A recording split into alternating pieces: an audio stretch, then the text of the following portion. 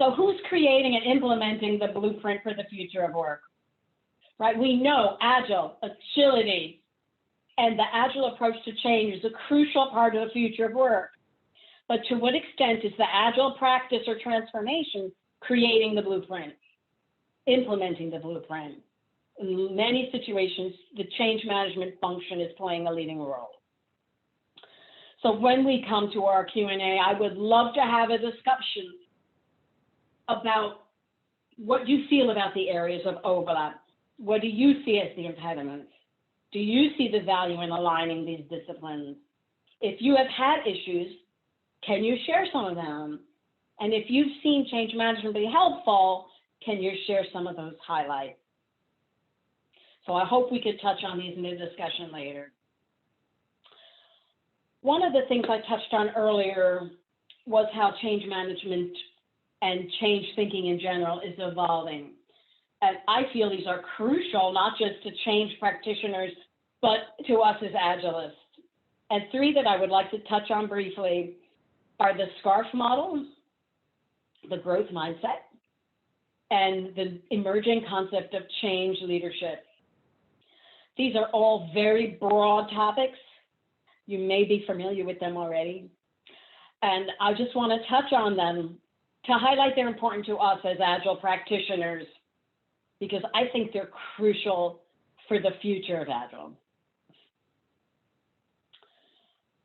The Neuroscience of Change was born from very exciting research by a professor called David Rock. And it has opened up entirely new ways of thinking about change. And it's predicated on the research that shows that all the stimulus around us, our brain neurologically processes it either as a threat or a reward. And we're instinctively programmed to run away from things that we perceive as a threat and to run towards things that we see as a reward. And he has identified 5 social triggers that will help determine whether something is likely to be perceived as a threat or a reward. And these are status, certainty, autonomy, relatedness, and fairness. A little bit more detail on these here. When something is perceived by somebody as a threat to their status, they will see it as a threat. They will run away. If it is seen as a threat to their certainty, to their ability to predict the future, to their autonomy, to their ability to control their world, they're going to be tending to run away from it. If they feel that something is threatening their relationships and the way they fit into the world, if they feel that it is not fair, they are going to run from it. And this has tremendous ramifications for how we manage change, because we can tailor the way that we present the change in order to not offend these 5 social triggers. And Agile, by its nature, tends to set some of these off, but to not set off others. For instance, we are very much based on relatedness and fairness, right? We've got a lot of autonomy. Are sometimes people's status threatened? Sometimes.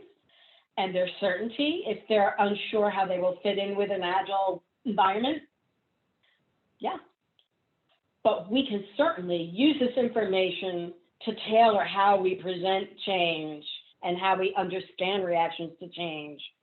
And if we think about how change management does this versus agile thinking, we inherently position change as a reward. Inherently, agile does this, predisposes us to thrive in change. Right? Traditional